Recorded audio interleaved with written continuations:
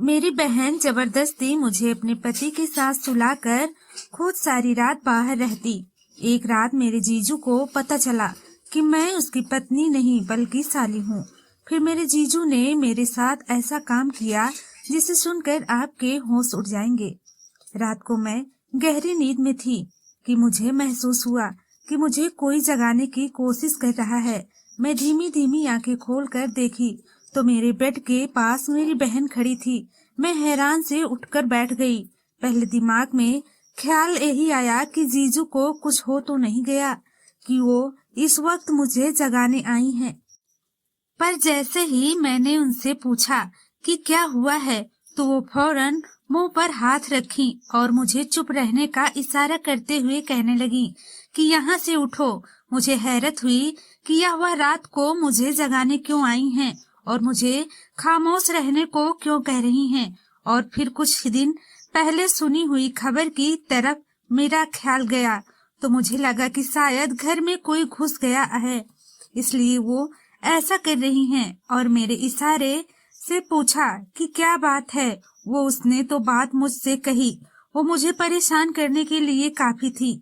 मेरी बहन चाहती थी कि मैं उनके कमरे में जाकर उनके पति के साथ बेड पर उसी जगह सो जाऊं।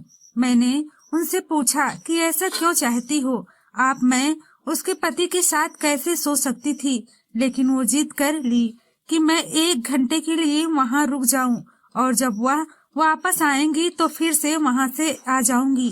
किसी को पता नहीं चलेगा। जबकि मुझे डर था कि जीजू को पता चल जाएगा तो एक दिन हम दोनों बहनों को घर से निकाल देंगे और किसी मर्द के साथ उसकी पत्नी की जगह मैं कैसे सो सकती थी। लेकिन मेरी बहन मिन्नत कर रही थी। उसका मुझ पर बहुत एहसान थे, इसलिए मैं चुपचाप उसकी बात सुनकर और उसके कमरे में जाकर बेड के कोने पर सो गई। सुबह होने के कुछ समय पहले ही मेरी बहन वापस आई, मुझे जगाया और अपने कमरे में जाने को कहा। मैं अपने कमरे में आ गई, लेकिन मेरा दिमाग अपनी बहन की इस हरकत पर था कि रात को उसने मुझे क्यों भेजा और खुद कहाँ गई थी। सुबह नाश्ते के लिए उठी तो जीजू घर ही थे और उनकी इस अंदाज से महसूस हो रहा था कि उन्हें कुछ मालूम नहीं है। मुझे इंतजार था कि जीजू घर से जाएंगे तो मैं बहन से पूछूंगी कि ये सब क्या है। जीजू के आने के बाद जब मैंने दीदी से सवाल किया कि ये क्या मसला है तो तुम रात को कहाँ गई थी, तो वो मेरे सवाल पर रोने लगी। उसने कहा कि मैं तो रात को अपनी दोस्त के साथ हॉस्पिटल में थी। मुझे उसकी बात ने हैरान कर दिया। अगर किसी दोस्त के साथ हॉस्पिटल गई थी तो ये तो अच्छी बात है और जीजू को बताकर भी जा सकती थी। और यही बात मैंने अपनी बहन से कही तो कहने लगी कि मेरी उस दोस्त को तुम्हारे जीजू कुछ पसंद नहीं करते क्योंकि वो लड़की अकेली रहती है और उसकी शादी भी नहीं हुई है। सबको लगता है कि जो लड़कियां अकेली रहती हैं वो बदकिरदार होती हैं। हालांकि ऐसा नहीं है, लेकिन ये भी बाकी मर्दों की तरह उसे बदकिरदार समझते हैं। मैंने जब पूछा कि उसके साथ आखिर ऐसा क्या हुआ था कि रात को हॉस्पिटल जाना पड़ा तो मेरी बहन इस बात को टाल गई और मेरा धन्यवाद करने लगी। रात को तुमने मुझे बचा लिया, मैं भी इस बात को भूल गई। चलो एक अच्छा ही काम किया था। लेकिन कुछ दिन गुजरे तो फिर से ऐसे ही एक रात मेरी बहन मुझे जगाने आ गई और मुझे अपने कमरे में जाकर फिर से सोने को कहा। मैंने पूछा कि फिर उस दोस्त के साथ जा रही हो, तो उसने कहा कि हाँ। मैंने बहुत पूछा कि किस हॉस्पिटल में जा रही हो, क्यों जा रही हो, ताकि मुझे कुछ मालूम हो। लेकिन मेरी बहन ने मुझे कुछ नहीं बताया। मुझे अपने कमरे में भेजकर घर से निकल गई और मुझे ऐसा महसूस हो रहा था कि जैसे कुछ गलत हो रहा है। यकीनन मेरी बहन कुछ गलत कर रही थी और रात को हॉस्पिटल जाने के बहाने से कहीं और जाती थी। मेरी बहन तकरीबन 4 घंटे बाद वापस आई और वो 4 घंटे मैंने जैसे सूली पर लटक कर गुजारे थे। जब भी जीजू करवट लेते मुझे लगता था कि अब मेरा राज खुल जाएगा, लेकिन खैर मैंने दिल में पूरी तौर पर सोच लिया कि अब मैं अपनी बहन की बात कभी भी नहीं मानूंगी और ऐसा कुछ हो तो जीजू को सारी बात सच बता दूंगी, क्योंकि उन्हें सब कुछ मालूम होना चाहिए।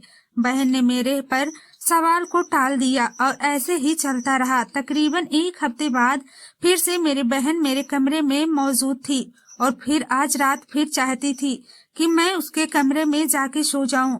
मैंने सख्ती से इनकार कर दिया, यहाँ तक कि धमकी भी दे दी, मैं जीजू को सब बता दूंगी।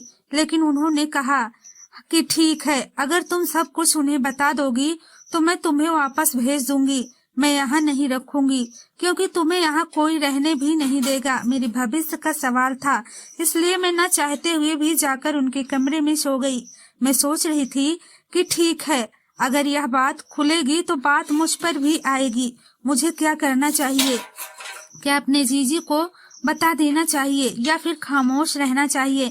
मैं चुपचाप लेट गई, छत की तरफ देखते हुए यही सोच रही थी कि मुझे महसूस हुआ कि मेरे जीजू ने मेरे तरफ करवट की है।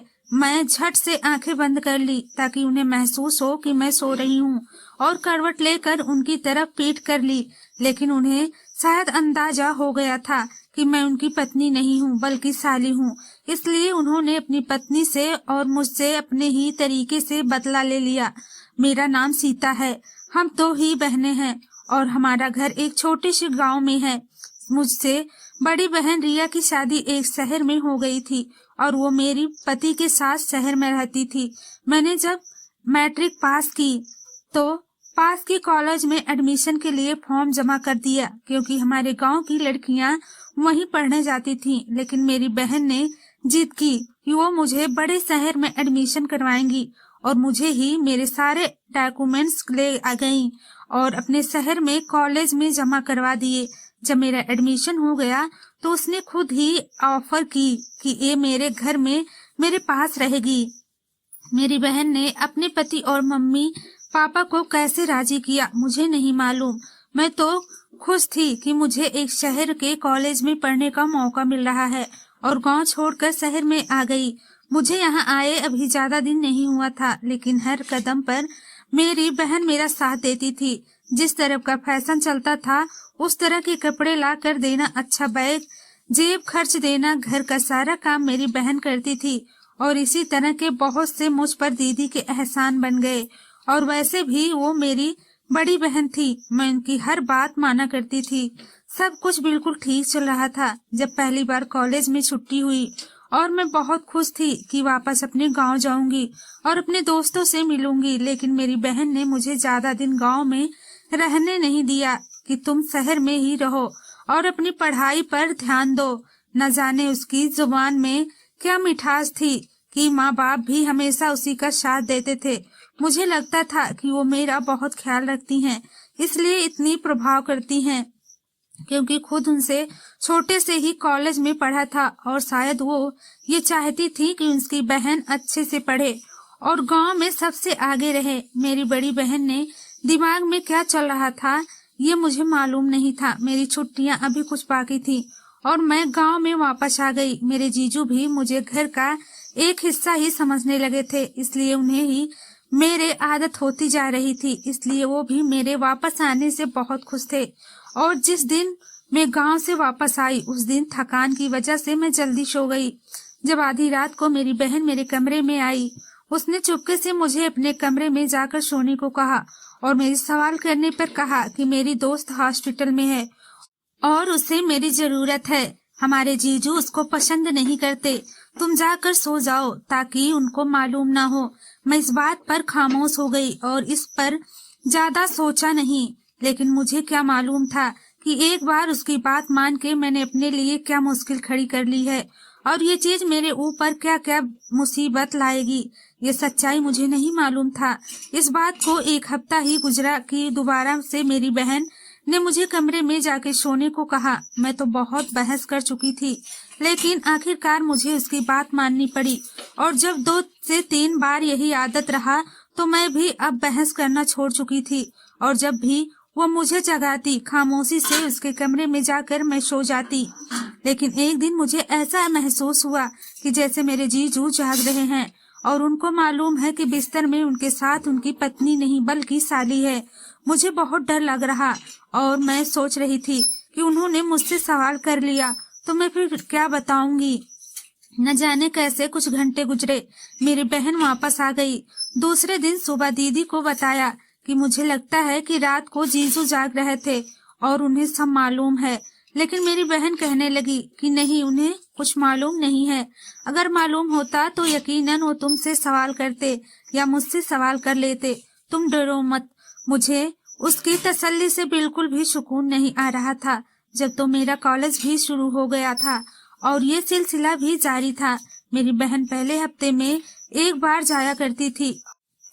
मेरी बहन मुझे कभी नहीं बताती थी कि वो कहाँ जाती है और इस सवाल को सख्ती से टाल देती थी।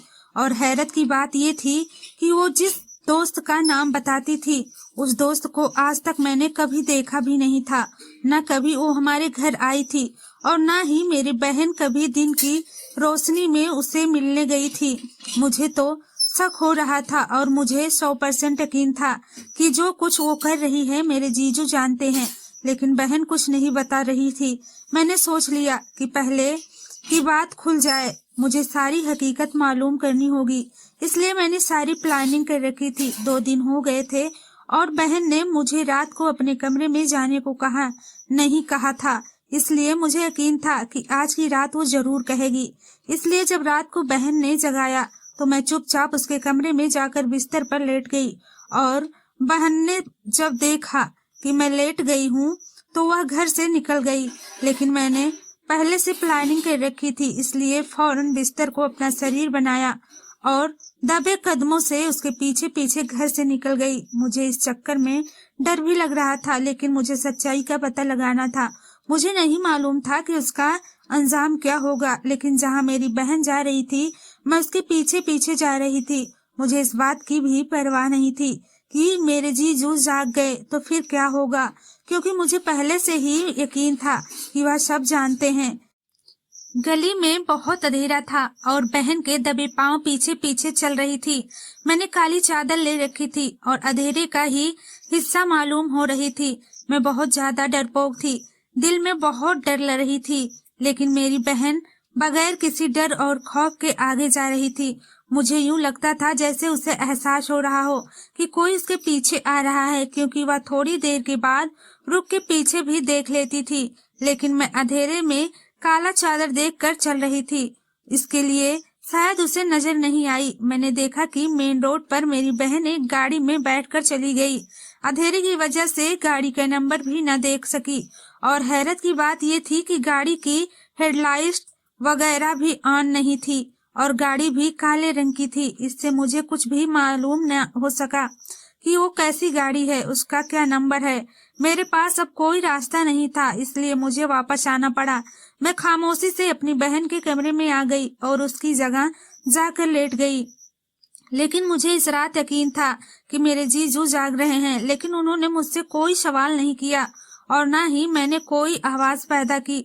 बिल्कुल खामोशी से लेट गई। फिर 3 घंटे के बाद रिया वापस आई और उसने मुझे खामोशी से इशारा किया और हमेशा की तरह मैं उठकर अपने कमरे में चली गई।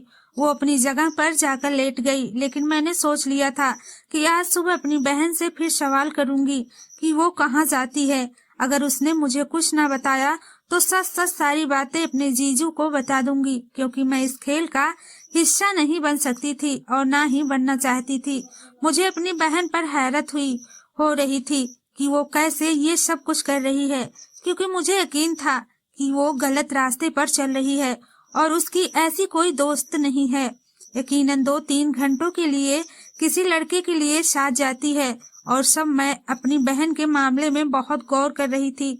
तो मुझे अंदाजा हुआ कि मेरे जीजू की सैलरी इतनी ज्यादा नहीं है, तो फिर मेरी बहन रोज रंग बिरंगे के सूट कहाँ से लेती है और मुझे भी पॉकेट खर्च देती है। ये सारे पैसे उसके पास कहाँ से आते हैं। जैसे जैसे मैं सोचती जा रही थी, मुझे हर कहानी में शक नजर आ रहा था। कुछ तो गलत हो रहा था और इसी बात ने मुझे बहुत ज्यादा परेशान कर दिया था, क्योंकि अगर यह बात खुल जाती है तो मेरा भविष्य भी खराब होगा और साथ में बहुत ज्यादा बदनामी भी होगी। और आखिर वो ये सब क्यों कर रही थी? उनकी एक ही ख्वाहिश थी कि उनकी शादी शहर में हो और उनकी ख्वाहिश पूरी हो चुकी है। शादी के तो फिर क्यों धोखा दे रही हैं? अपने पति के साथ ऐसा क्यों कर रही हैं? इस किस्म के बहुत से सवाल थे, लेकिन मेरे पास जवाब नहीं था। जवाब मेरे बहन के पास थे, जो मुझे बिल्कुल जवाब नहीं देना चाह रही थी। मुझे उससे हर सवाल का जवाब चाहिए था, इसलिए मैंने दूसरे दिन सुबह कॉलेज में छुट्टी कर ली और जीजू को ऑफिस जाने के बाद अपनी बहन से सवाल किया कि वो कहाँ जाती हैं और किसके साथ जाती हैं। मैंने उससे कहा कि मुझे सब कुछ सच सच बता दो, क्योंकि मैं जानती हूँ कि वो किसी गलत रास्ते पर चल रही हैं और कल रात मैं ही उनका पीछा कर रही थी और अब भी अगर उससे पूछे सच न बताया तो मैं उनके पति को सब कुछ बता दूंगी।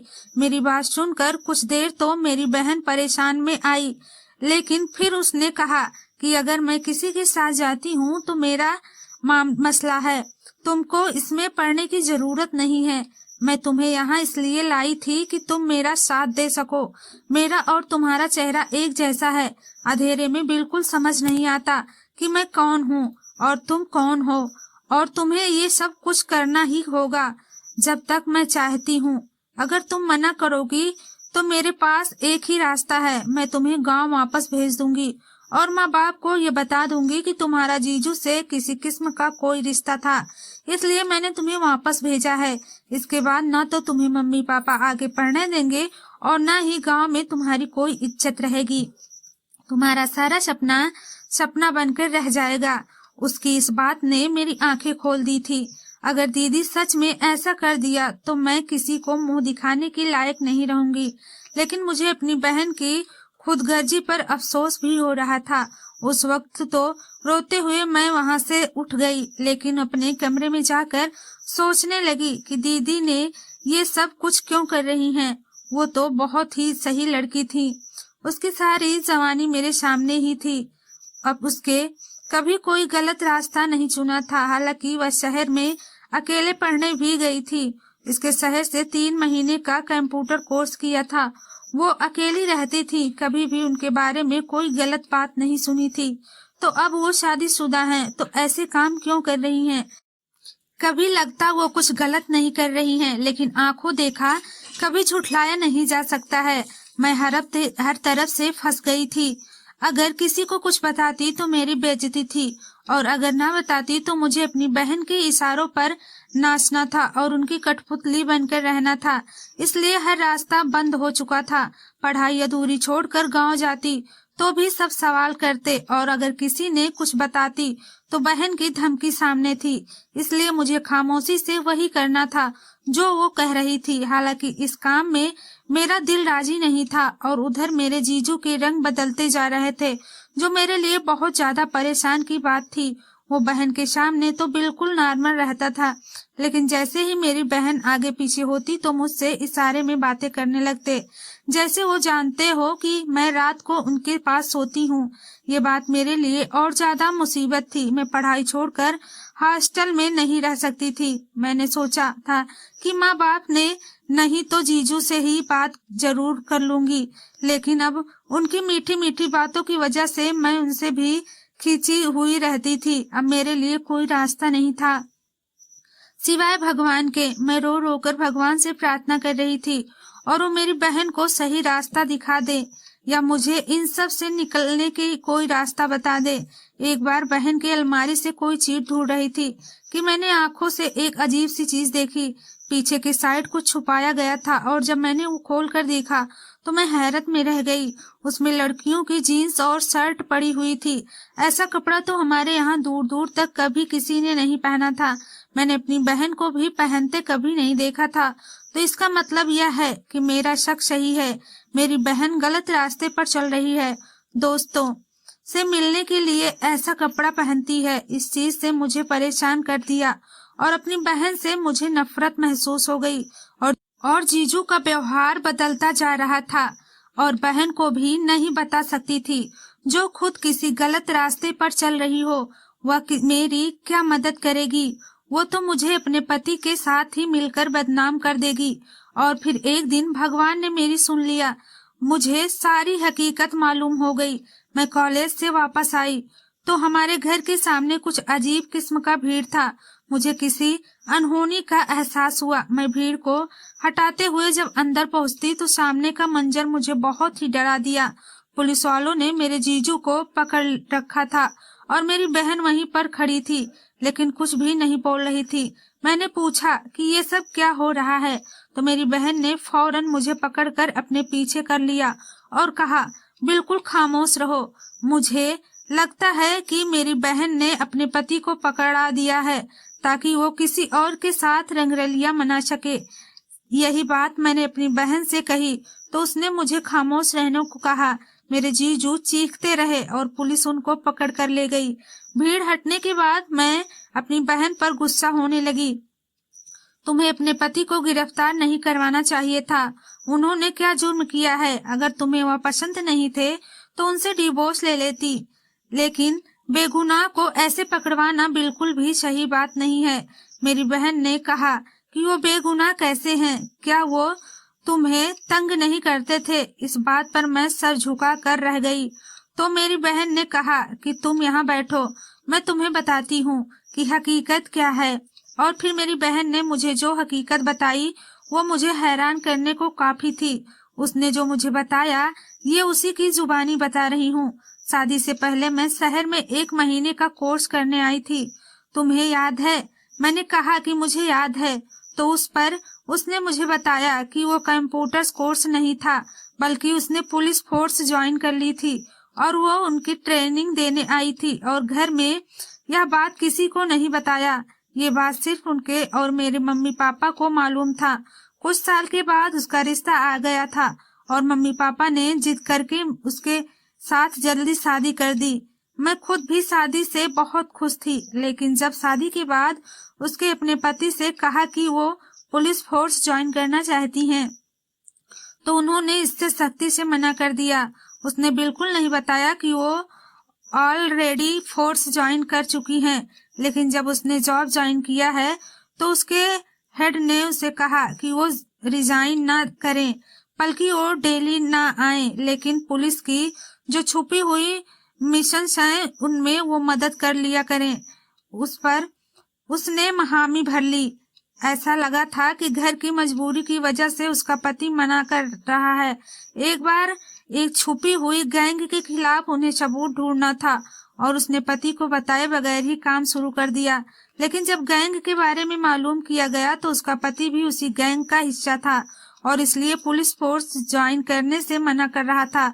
इसलिए उसने एक जुआ खेलने का फैसला किया और मुझे इस्तेमाल करे, ये जो रातों को उठकर भाग जाती थी तो ये अपने काम की वजह से जाती थी। उसे मालूम है कि उसका पति सब कुछ जानता था, जो हमेशा मुझे लगता है कि मेरा जीजू जानता है। वो हमेशा ये जानता था कि मैं कहीं चली जाती हूँ। मसला ये था कि उसकी नीयत तुम पर खराब हो चुकी थी। इस वजह से वो हम लोगों पर हाथ नहीं डाल रहा था। वो तो चाहता था कि उसके बंदे मुझे रंगे हाथों पकड़े और इस बात को बुनियाद बनाकर वह मुझे छोड़कर तुमसे शादी कर ले, लेकिन मैं उसके बंदों के हाथ कभी नहीं आई और मैं सब कुछ जानते हुए भी आंखें बंद करके बर्दाश्त कर रही थी, क्योंकि मुझे मालूम था कि इस वक्त जो हो रहा है वो एक जुआ है और मैंने खुद उसकी गिरफ्तारी भी की है, क्योंकि मैं अपने पति को खो सकती हूँ लेकिन इस मुल्क के साथ गद्दारी नहीं कर सकती। मुझे अपनी सोच पर शर्मिंदगी होने लगी कि मैं अपने बहन के बारे में क्या क्या समझ बैठी थी। मैंने दीदी से माफी मांगी, उसने मुझे दिल से मुझे माफ कर दी। मेरी बहन ने अपने पति से डिवोर्स ले ली और पुलिस फोर्स ज्वाइन कर ली। हम अब उसी शहर में रहते हैं, लेकिन अब मेरे सर पर किसी जीजू का साया नहीं था और न ही मुझे डर सताता है कि मेरी बहन किसी गलत रास्ते पर चलेगी और मुझे इस्तेमाल करेगी, क्योंकि आंखों का देखा हमेशा सच नहीं होता। धन्यवाद दोस्तों। वीडियो में कमेंट करके बताएं कि आपको ये कहानी कैसी लगी।